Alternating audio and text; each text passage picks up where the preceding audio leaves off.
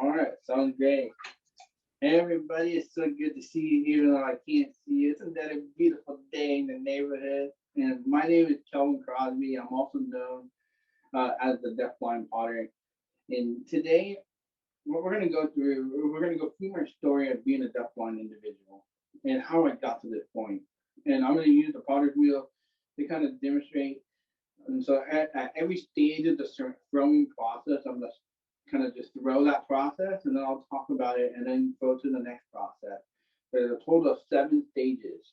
And so when we go through those 7 stages of the throwing process, you'll see how the piece becomes this beautiful piece, as well how my story of becoming deafblind really allowed me to heal through the Potter's Wheel and how the Potter's Wheel really transformed my life.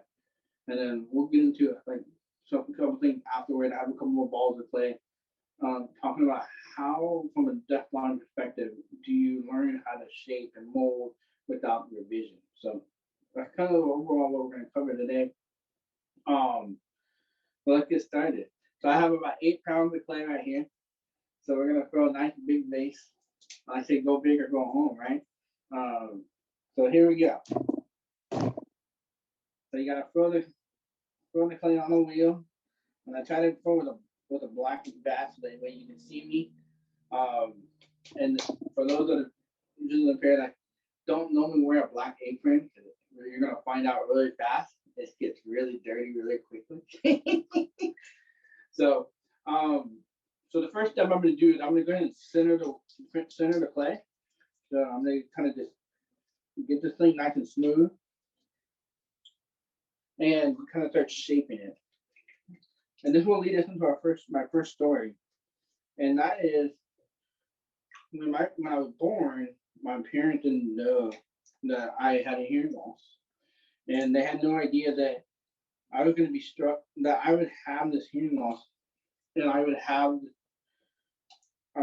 these challenges and speech challenges, and it wasn't until I was 1.5 years old that my parents realized, hey, there's something going on with his speech. He's not quite developing his speech. If you know early child development, you're not supposed to start being able to make some words about 1 year old, and I just wasn't quite there.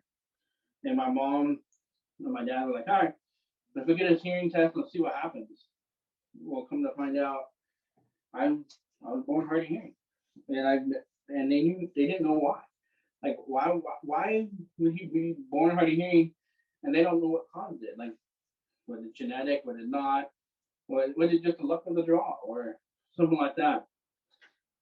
And that was a definite struggle for my family. Um, my mom and dad had to make the decision: was he going to be a hearing child? Was he going to be a deaf child? So I got an air bubble in here that I gotta kind of work out. So just give me a quick second. I gotta put some pressure into this.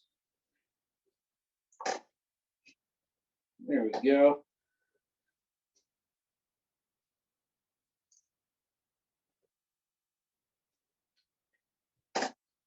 And so we're in my new studio. So I just moved in here last week. So everything that you see on the shelves are from last week and this week. And so I've been in another studio. And so going back to our story, I so once my parents realized that they had to make that decision. Is he gonna be a deaf, learn how to use sign language and communicate, or is he going to learn how to talk and try to be a hearing child? And my parents didn't know anybody that was deaf at that time.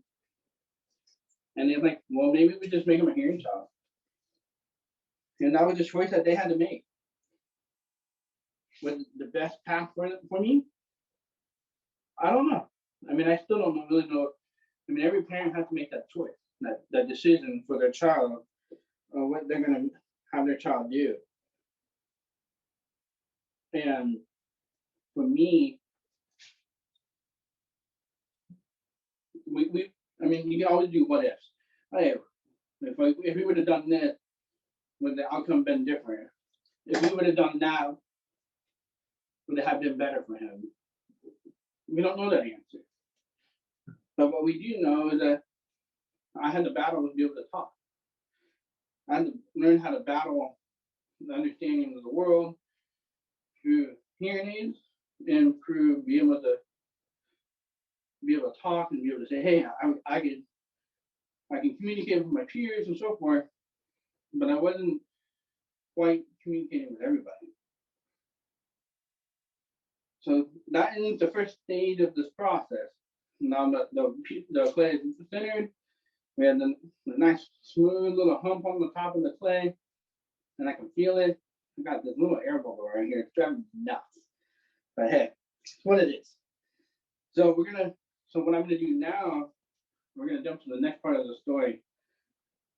Is when I was 13 years old, and we would start learning something about my vision that one we couldn't predict. Nobody knew quite what was happening, and that was I was gonna lose my night vision. And I always go back to this story. I was playing a soccer game, and that soccer game was at night. And if you know me well, you know that soccer has been my bread and butter for so many years in my life. Prior to that point, I was 13 years old at this point. I've already had battled with suicide as an 8-year-old. I've already battled with being bullied and having to wear those trainers back in the day, and realizing that I had all these different challenges that I was gonna have to deal with. And that soccer game, I was playing on the soccer field. I was playing goalie, and the lights were on the field, and everything just looking great. Like the game was going well. We're winning the game. Everything was going well. And then, bam! The lights on the field go off, and I realized I couldn't see anything. And I started screaming, "Dad, Dad, Dad, Dad, Dad! I can't see! I can't see! I can't see!" And then, shortly after that, we learned that I had Usher syndrome type 2, and that's what was causing my night vision. Well, now we have an answer for what was causing my hearing loss, and that was the thing that was going to transform my life. We didn't know how severe or how much it was, and how that was going to come about. So just to give you guys a visual description, those that can't that don't have enough vision to be able to see what I'm doing. So what I've done is I've taken the clay on the pottery wheel and I've opened up from the inside and I've pulled it out into like a bowl. And so we've got this kind of like a hump on the outside. And then what I'm about to do is I'm gonna make a volcano, which is called coning. I'm gonna cone the clay to the top. And so that would be the next step that we're gonna do, which will lead to us to our next part of the story. So as I went through high school and everything, lost a bunch of sports, and I graduated high school, and I was like, all right, well, I had my driver's license, I had everything I needed, I was doing everything that everybody was doing. I was just living my life to the fullest, but didn't realize that also my vision was getting worse, and it just kept getting worse. And I realized I'm not sure what's going on. I'm not sure why this is happening, and it was getting more and more difficult to just be able to see, be able to drive, be able to see the stop signs. And I'm 19 years old. I just started my adulthood life. I just started this life that I was gonna have the ability to have freedom and meet all the girls that I wanted, start going on dates, and but that wasn't gonna happen. I would become legally blind at age 19. I was in Sequoia National Park, And basically, what ended up happening was I got one more pole left, or one more cone here. That this one I gotta kind of think about. So I can't just give it a quick second. There we go. All right. Bam. Okay. So got that pole out of the way. I can finish the story. So when I was 19 years old, I was currently going to Bible school in the Sequoia National Park in an area called Human Christian Camps. And there was one morning I was at the cafeteria just finishing breakfast, and somebody had left their chair out. And I keep walking, and I didn't see the chair. And I hit the chair full blast. I had my milk flying on the floor that I had left over, and it just fell all over me. And I realized at this moment, I had a choice. I knew that I had Usher syndrome type 2, and I knew that I was going to go blind one day. But I didn't realize it was going to happen this soon. I didn't realize it was going to happen to the point where it was going to impact my early adulthood life. And it was a struggle, I tell you. But I'm on my knees, I'm just crying. And I'm just bawling my eyes out because I realized I could no longer see up, down, left, or right anymore. My vision to the point had gotten to 20 degrees. I could no longer see what was to my left, and I didn't know what to do. I mean, my car's up here, everything I had was there. And I ultimately had to make a decision. Do I keep forcing my vision to do something that I cannot do? Or do I accept it and move on with my life? And I remember distinctly being on my knees and having to make this call.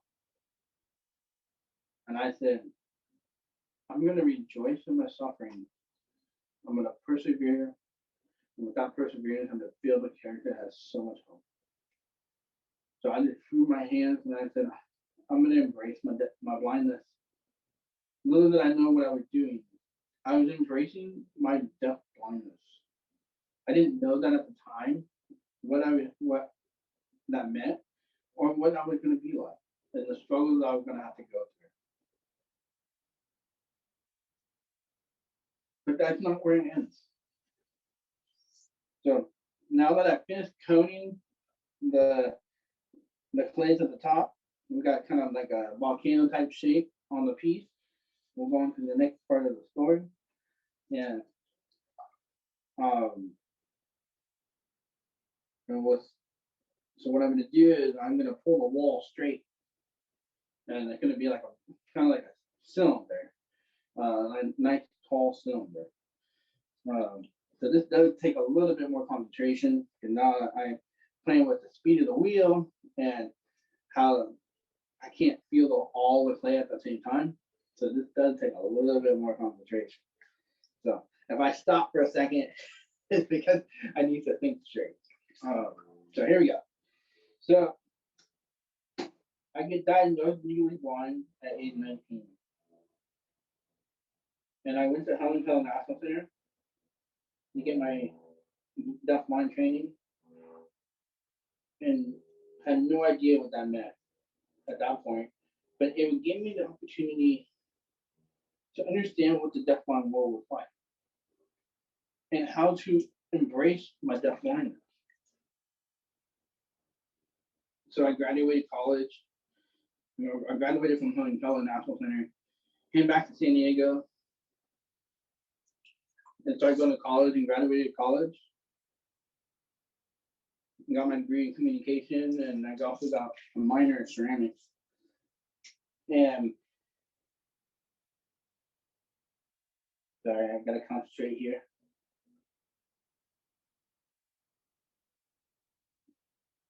Yeah, so I got my minor in ceramics,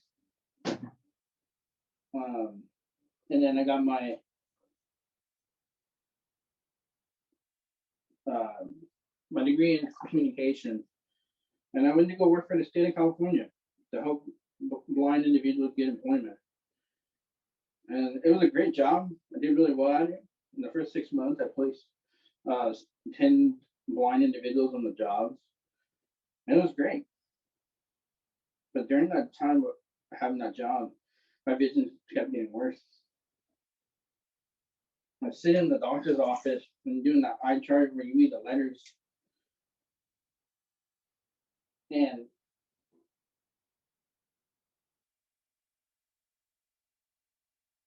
when they said to cover your left eye or your right eye, and I looked at the chart, I couldn't even see the biggest letter. And I just sat there and I just cried. I just cried because I couldn't see the letter.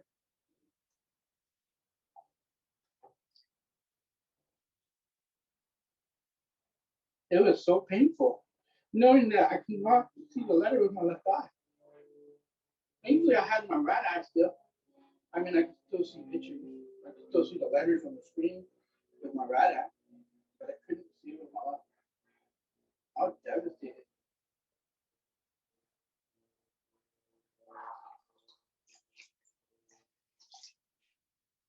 And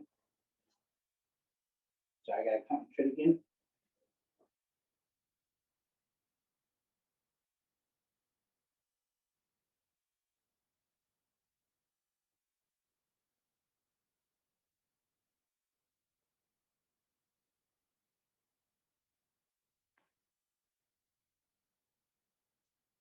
So I'm 28 years old at that point, doing really well in my job. But I also saw another problem though, is that even though I was really good at getting people jobs, I was really struggling with keeping my clients in their jobs because they couldn't they didn't have the skill set to do that job. And in San Diego, we didn't really have the right technology programs that were advanced enough to teach blind individuals how to go and be employed. And so I'm like, well, why don't I start my own program? And so I found a nonprofit willing to work with me, and I built my own advanced adaptive technology training program, and it allowed me to uh,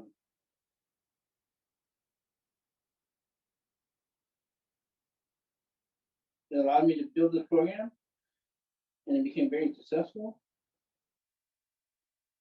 And then I was like, well, now what's my next adventure?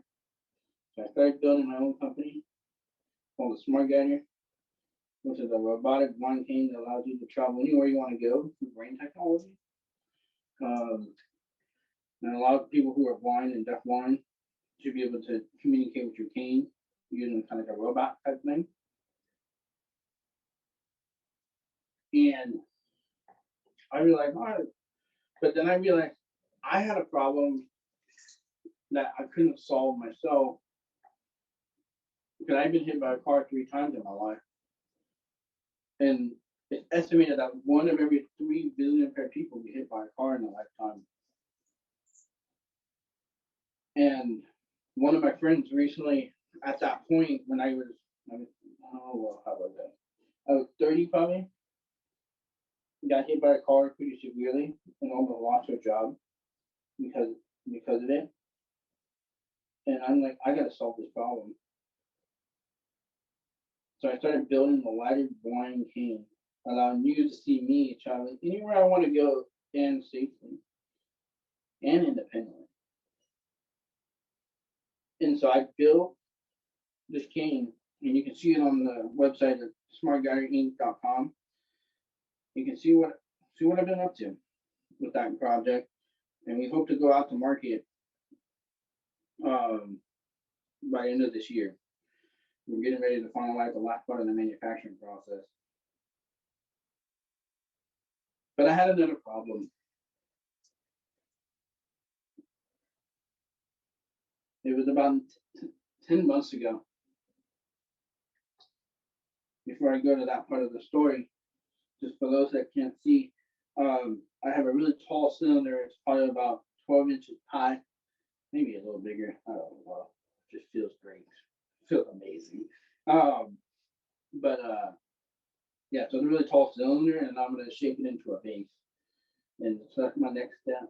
So, so now I'm about 10 months ago. I gotta wet my arm first before I gotta wet my hands and my arms so that way the clay doesn't stick to my skin and then we ruin the piece. I don't want to do that. So, so I'm there. We go.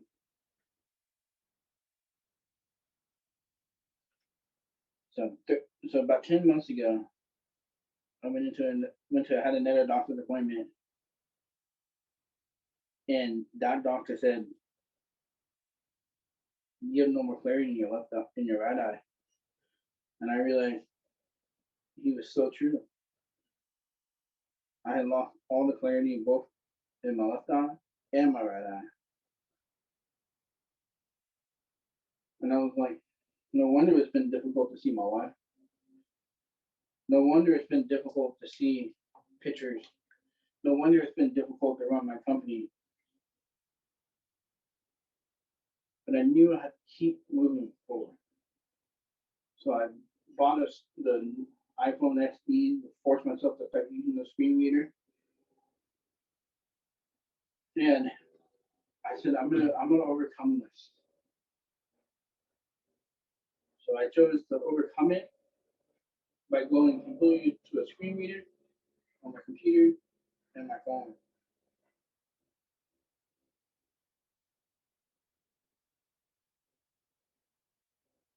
And then continue to run my business completely without my vision.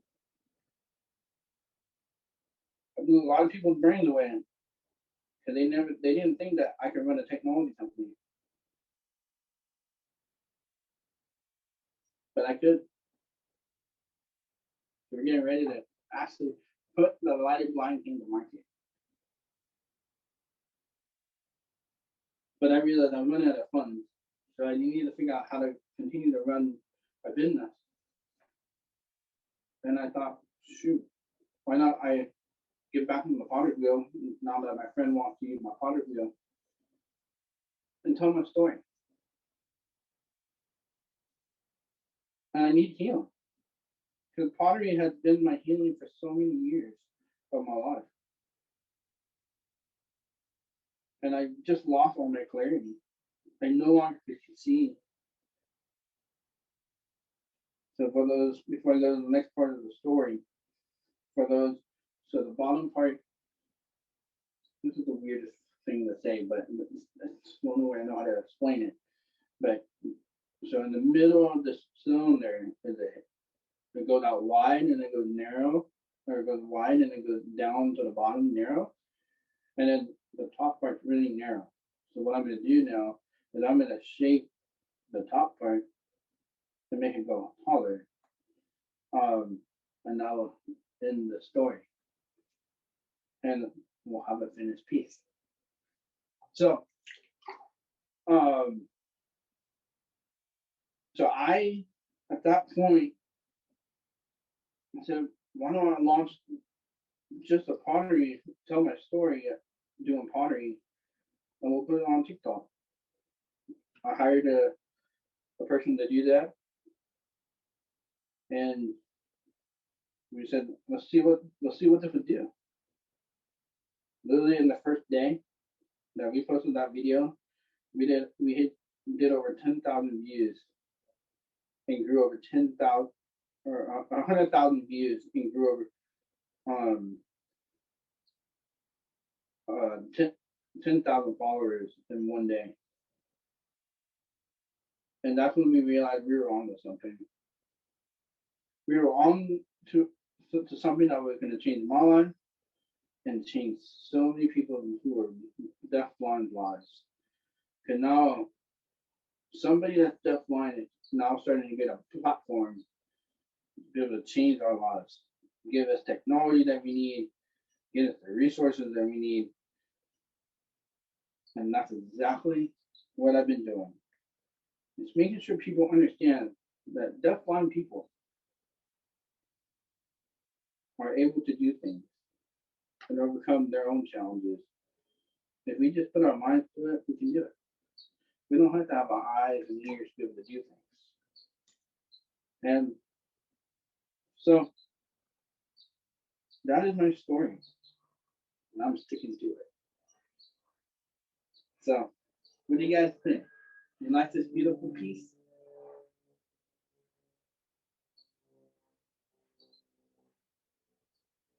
Anybody there?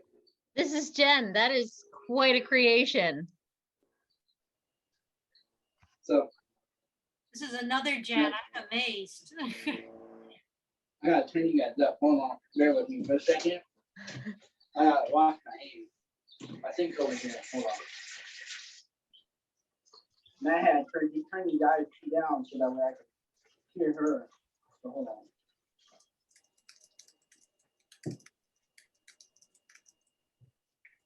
All right, let's see if I can find where the phone is.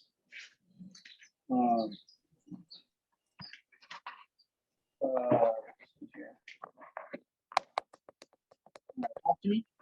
Yeah, can you hear us now? Oh yeah, that's a lot better. Awesome. So, yep. So that is. So this is so the finished piece looks like a base with a kind of a big hip on it, and a nice tall cylinder neck. So for those that can't see. So any questions? Calvin, this is Jen. So you have do you have a store where you are in San Diego, or are you selling your pottery? Yeah, so you can go to deafblindpottery.com, and that is where you can find my pottery. And then I will ship it to you.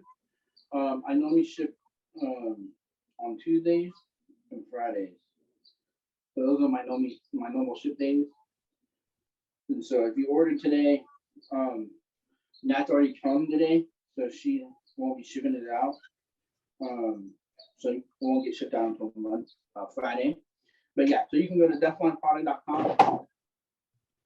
Just I think that was the umbrella, what's it called? Man, things are just blowing away over here. Yeah, so deafblindpottery.com. Could somebody do a quick search of it and then probably drop it in the link for me? Absolutely. Or in the chat? That way people can go directly there. So that way, so we currently have mugs right now. We currently have mugs for sale, and then we have some red bowls, and then next week, all the pieces above my head at the top will be probably available by next week, late next week. So and then if you get on my email list, that way you can get updates on different pieces when I update my store. So I try to update my store once a month, and then we're hoping maybe in the near future be able to do every other or twice a week, not twice a week, twice a month. Because now that I'm in my own studio, I'm able to be in here every day and do about 10 pieces a day. So.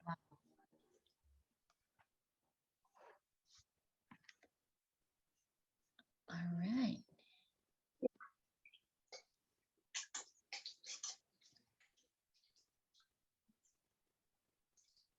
So what I've been doing now, so if you have vision, you can see that the clay is just kind of doing this kind of weird squish thing. And then, so what I'm going to do is I'm going to put all this pressure with my left hand to get it to go to the center of the wheel. And in regards to ceramics, this is called centering. But the trick to this is really, this is why I think pottery is one of those things where why pottery is such a good medium for people who are blind and deafblind. Because so much of it's by feel, and but there are some tricks that people don't realize that you probably should do when you're doing pottery if you're blind, and you wouldn't learn it from the school. So I had to teach all these things to myself, and so I'm almost there. I'm gonna speed up the wheel a little bit. Right, this is a brand new wheel to me, and it's just super quiet.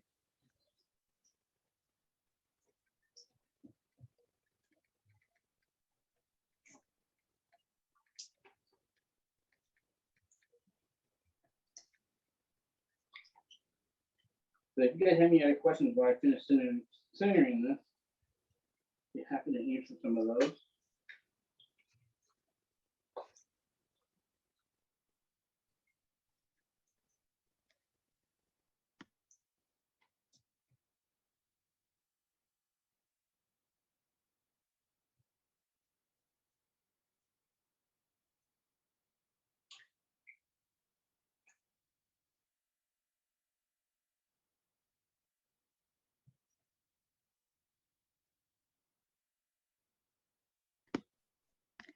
Kelvin, this is Jen.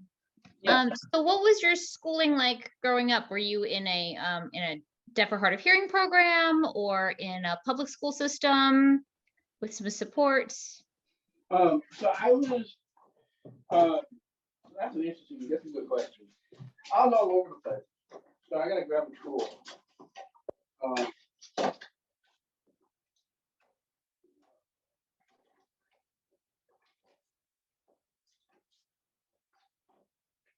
Yeah. So my hold on. Let me see if I can find this. What that I need. There we go. There, bam. So yeah. So my schooling was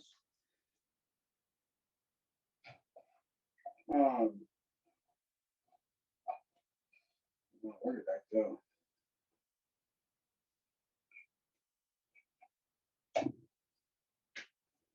There we go. Bam. Okay.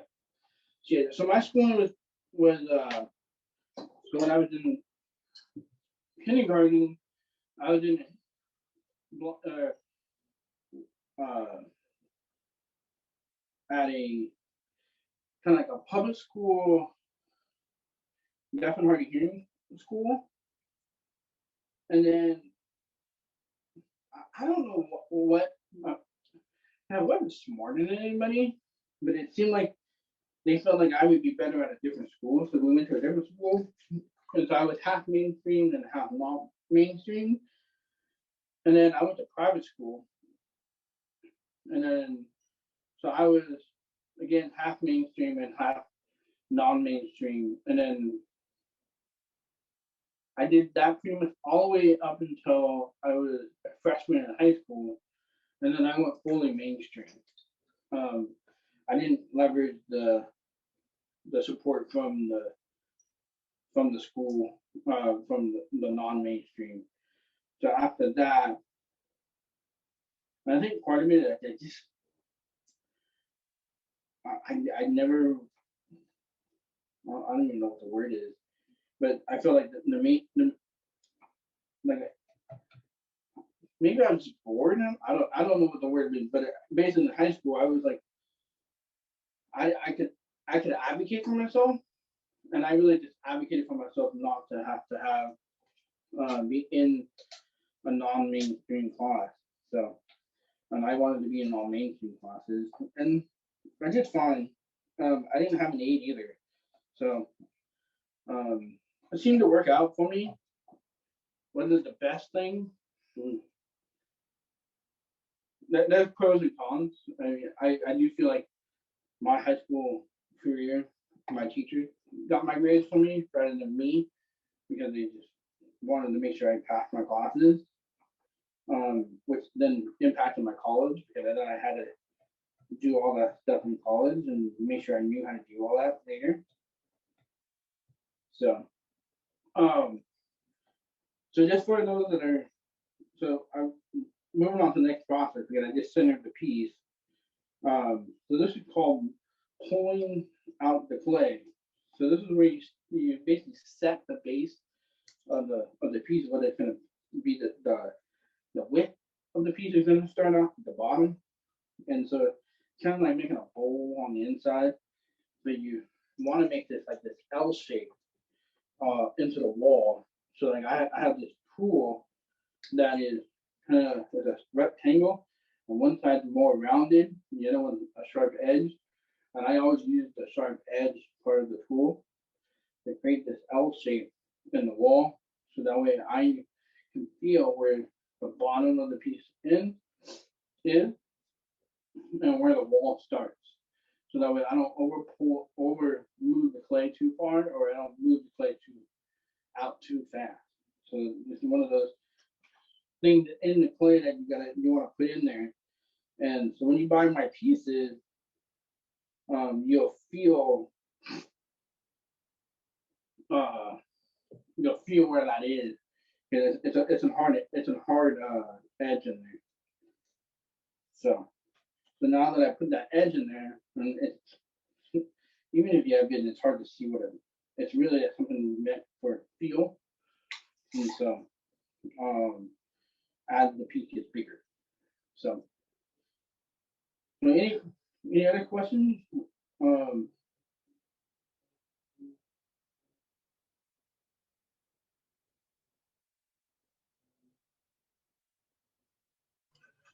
It's Becky again, Kelvin. So I'm curious, you said that you went blind or you went legally blind at 19. Did you learn Braille after that? no, I tried, and then I realized Braille and I don't have a really good relationship. So they taught me Braille and Helen Keller, and because I wasn't mostly, I didn't stay on campus a lot.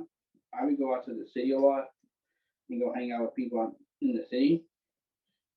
And because of that, um,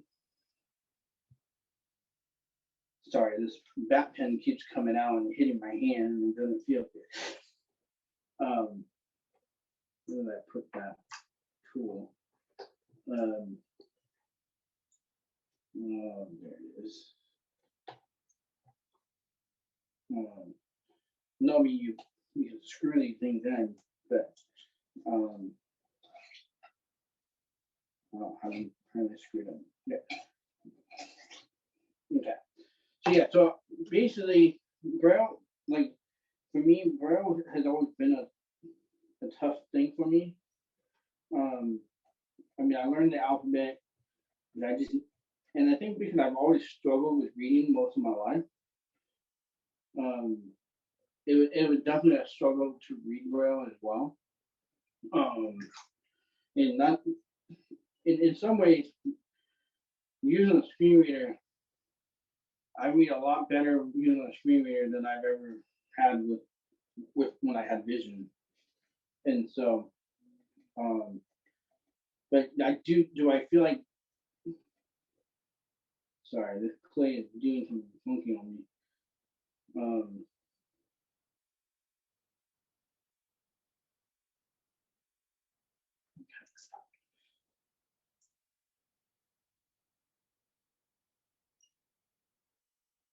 Yeah, so in regards to the Braille side of it, I never, I mean, I started learning Braille, but I never really finished learning it. And I think two parts was one, my own reading challenges when I could see, and then the other part was I really got frustrated with it. Like I would get really angry with Braille, especially when I thought I would feel something, but I didn't know what it was. And so that was definitely um, something for me that was really hard for me to embrace. And like because of these bumps, I get really frustrated and really angry. And so yeah, so that's why I haven't quite embrace Braille. I think eventually I will, as if my hearing ever gets worse. I'm probably gonna have to consider it. So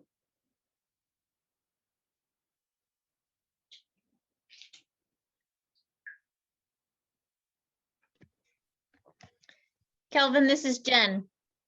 You have a very positive outlook on everything that you have been through, and just a very resilient personality. Do you have any thoughts or words of inspiration for others with Usher syndrome who might be going through what you went through when you lost your vision? yeah. Let me finish this poll. So I think for me, knowing that I had Usher syndrome, I then built my life around the next stage. So my next stage of my vision loss, pretty much going completely blind. Now, and so each stage of my vision loss, I had prepared. I was prepared for the next stage. So, for example, when I lost all the clarity in my vision 10 months ago, I went and got myself a smaller iPhone because I knew if I didn't do that, I then would be one left in the dust of not being able to move my business forward. The other is I was going to struggle just to be able to communicate with the outside world. And so that's why I went. So that's one example. When I was 28, I went from fully using Zoom text to using JAWS. And so I just kept building. So each stage of my vision loss, I knew what would come. I just didn't know when. And so I started practicing those techniques before they occurred. And so that way, when that time came, I could then work on the next stage. Because like I'm not gonna unless somebody plucks my eyeballs out, I'm not losing my vision tomorrow. So I can kind of plan, and that's kind of what Usher syndrome is. It's like you're just living life, and the next stage is coming. But when we don't know how fast. I mean, it's unpredictable in regards to Usher syndrome. And so for me, I just prepare for the next stage. And it's like now I moved to the iPhone. I'm completely audible on the computer, using screen readers. Um, and then probably once we get to this next phase, I'm probably gonna, like I said, probably gonna have to really embrace Braille. Because if my hearing gets worse, if my vision gets worse, all right, am I ready for that? And am I prepared for that? So those are to me kind of the next set of stages I'm gonna start looking at in the probably in the near future. So just being prepared for what's gonna happen next and getting those skills in place before it happens. And if you don't get those skills before it happens, then you're kind of stuck. And especially if you're running your own business or running your own career, you don't want to be in a situation where you have to give up that job. So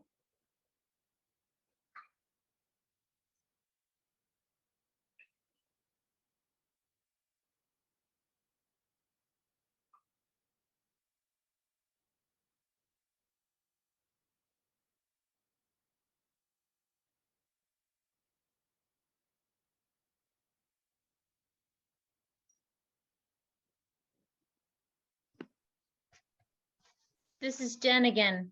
How has the pandemic and with everybody being quarantined and distance and everything, has that impacted you at all? in regards to moving my business forward, yes. I would have had this lighted blanking out this year, but because of the pandemic, all my manufacturers and my suppliers all went on the started building everything for the requirements for the trying to help get COVID relief stuff out, and a lot of my suppliers that I use, they also built in the ventilators. And so that was one of the things that I ran into um, in regards to the business. And that's also how I ran out of money um, to continue running the business because of COVID, because I didn't have no way to get investors and have investors. Because so many of the investors that I was looking at, they also went under during COVID. Because a lot of the investment opportunities for that technology, they were struggling too. So it was on a business standpoint, there were definitely some challenges. Um, on a personal standpoint, I'm very fortunate to have a very supportive family and a supportive wife. Um, and they allow me to run my business. And meaning I don't really have to go out a lot. Um, right now, a lot of times I would only go out when I go travel. And so now that we're starting to open back up and the vaccine's out and all that, we're having more opportunities. And so I'm starting to venture more out now. I mean, I really haven't been out since COVID a lot. I mean, I've been going out to the parks and so forth with my son, but um, so yeah, it's always interesting how COVID has affected a lot of us that are deafblind, and so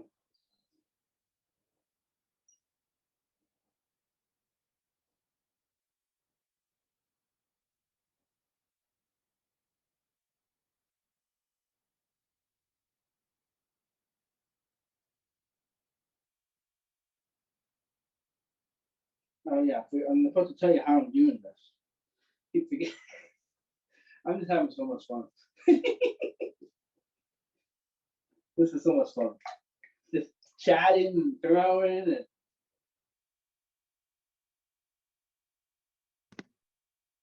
As are we. This is quite fascinating. yeah. So I go live a lot on TikTok, and this is exactly what I do. But at least you guys can respond back to me on the live that people can't respond back to me. So it's kind of nice to be able to have a conversation.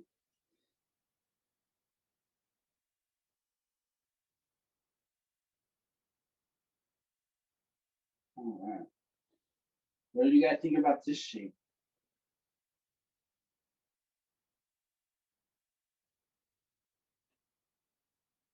So for those that can't see, this is similar to the other base that I did. This is a little bit more narrow, not as wide, but it still has the the outside pop out like a normal base does, and a really tall neck, and then it's just a feels really good. And you can feel my hand ridges in this one because I slowed down the wheel when I was shaking this one out, and it's just like heaven.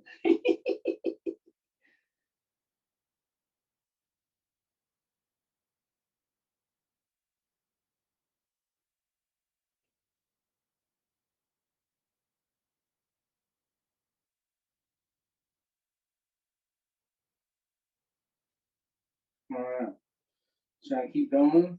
I should call it quits on this one.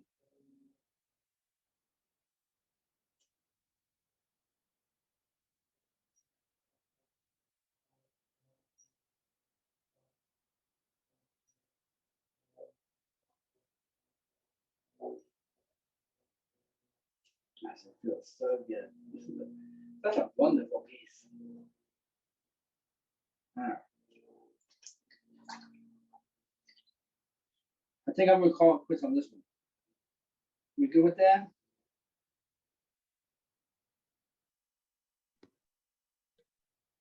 This is Jen. I think it looks great. Nice and tall. I have no idea how tall it is though.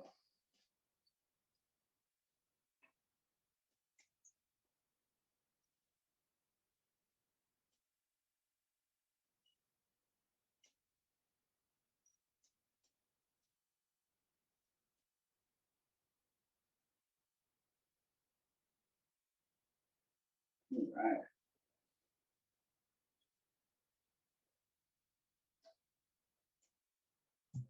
Perfect.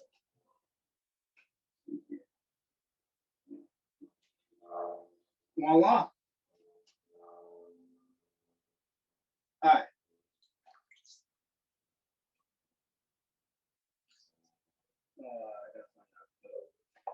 Oops.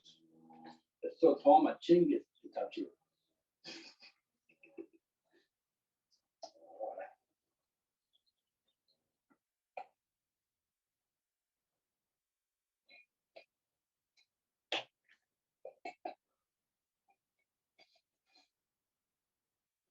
Voila.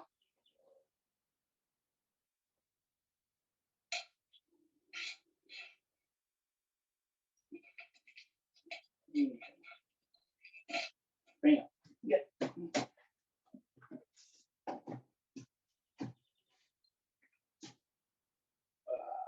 I learned pottery, and then when I was at Helen Keller, they wanted me to get back into pottery and to use it in my healing process through my deaf blindness. And I was like, nah. But I got on it, and it just the healing just started happening.